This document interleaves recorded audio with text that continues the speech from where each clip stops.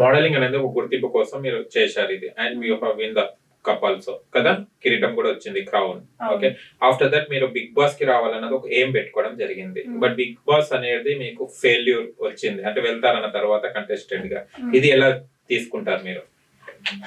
ఇప్పటికే చాలా బాధగా ఉంది. అంటే నేను చూసాను అక్కడ నేను ఉండాలి అనుకున్న ఒక డ్రీమ్ జరగలేదు. నేను చాలా బాధపడ్డాను. కానీ అదే ఒక సక్సెస్ఫుల్ మనిషి సక్సెస్ అవ్వాలంటే ఎప్పుడు ఒకసారి ట్రై చేసి ఆపకూడదు. We should keep trying. So next year మళ్ళీ ట్రై చేస్తాను. ఈసారి అవ్వలేదు, ఇట్స్ ఓకే. కానీ బిగ్ బాస్ లో వెళ్ళడానికి చాలా మంది తెలుగు రాని వాళ్ళు కూడా వెళ్తున్నారు. Your speaking Telugu purely, Telugu అమ్మాయి అందులో కదా, అన్ని కంట్రీస్ తిరుగుతుంటారు, అందం ఉంది, దాని క్వాలిటీస్ ఉన్నాయి. మరి బిగ్ బాస్ ఎందుకు సెలెక్ట్ కాలేదు? ఏమో నాకు అర్థం అవ్వట్లేదు. మేబీ నాగార్జున గారు వరకు, లేకపోతే మా టీవీ, లేకపోతే ఎండెమాల్ వరకు నా ప్రొఫైలే వెళ్ళలేదు అనుకుంటా. సో నాకు పిఆర్ కలిసి డబ్బులు తీసుకొని మీ ప్రొఫైల్ పెట్టేము అదన్నీ అన్నారు, కానీ నాకు ఇప్పటికీ అనిపిస్తుంది నా ప్రొఫైల్ వాళ్ళ దగ్గరికి వెళ్ళలేదని. డెఫినెట్లీ.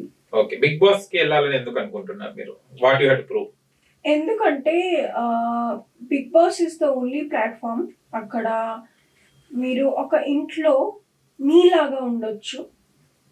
అఫ్ కోర్స్ టాస్క్ ఉంటాయి, కొత్త మనుషులు ఉంటారు, వాళ్ళతో కంపాటబిలిటీ ఉండొచ్చు, ఉండకపోవచ్చు, గొడవలు అవుతాయి, అన్నీ అవుతాయి.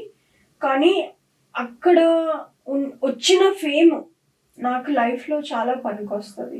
సో ఎప్పుడు నేను ఒక ఫార్ములాని ఫాలో అయ్యాను.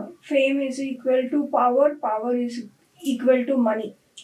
ఫేమ్ ఉంటే పవర్ ఉంటుంది. ఇప్పుడు నేను ఫేమస్, నేను నా జిమ్కి వెళ్ళి బాబు ఇక్కడ ఎక్విప్మెంట్ బాగలేదు, చేంజ్ చేసి కంప్ వస్తుంది జిమ్లో, ఎయిర్ ఫ్రెషనర్ అయ్యి అంటే వెంటనే వేస్తాడు.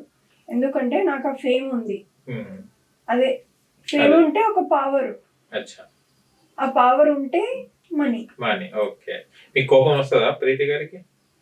వస్తుంది, చాలా తక్కువ. అంటే కోపం రావాలంటే ఏం చేయాలి మీకు? నాకు మాట మీద ఉండకపోతే కోపం వస్తుంది.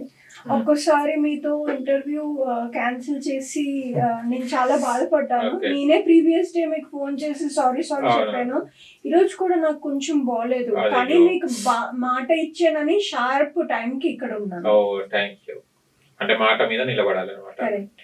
ఓకే, అప్పుడే మనుషులు మమ్మల్ని వాల్యూ చేస్తారు. మీరు కూడా మీ మాట మీద ఉంటే okay he's man of his word అని మీకు చాలా రెస్పెక్ట్ ఇస్తారు. లేకుంటే రెస్పెక్ట్ ఇవ్వరు. ఇలాంటి వాళ్ళ దాంట్లో అట్లా మోసపోయారండి మీరు?